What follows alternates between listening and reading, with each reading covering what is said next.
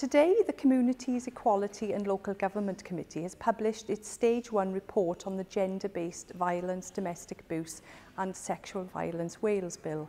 Now, whilst we agree with the general principles of the bill, which will help to ensure a focus across the public sector on the prevention, protection and support around gender-based violence, domestic abuse and sexual violence, we have called on the Welsh Government to make significant changes in order for the bill to effectively reduce the rates of such violence and abuse.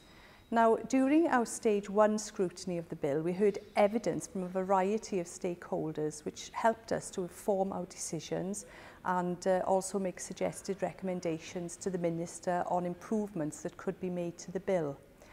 We have several concerns about the content of the bill. Our main concerns relate to the need to ensure victims have a right to services, the importance of education, the needs of children and young people, and the role and responsibilities of the ministerial advisor. We believe that the bill should provide for a rights-based framework to ensure a statutory right to services for all victims. This approach is in line with international recommendations and has already been adopted in the Social Services and Wellbeing Wales Act 2014. We also feel that the bill should refer to violence against women rather than gender-based violence. It's important to recognise that women are disproportionately affected by violence and abuse in a domestic setting. And we have made clear in our report that this should not preclude male victims from accessing services, but that services should be tailored to meet the specific needs of men and women respectively.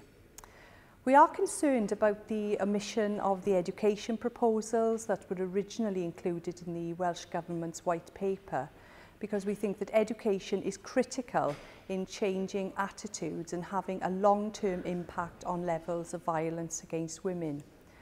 We believe the Minister should amend the bill to make provision for compulsory, whole school, age-appropriate education programmes on healthy relationships. We're also concerned about the lack of emphasis on the specific needs of children and young people who are at risk or victims of domestic abuse.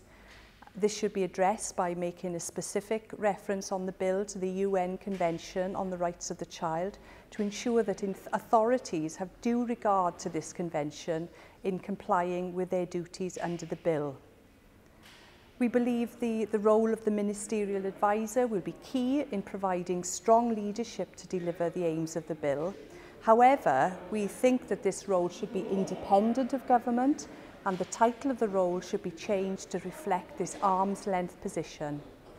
In total, we've made 12 recommendations which we believe will strengthen the bill, and we welcome the opportunity to discuss these with the Minister during the forthcoming plenary debate.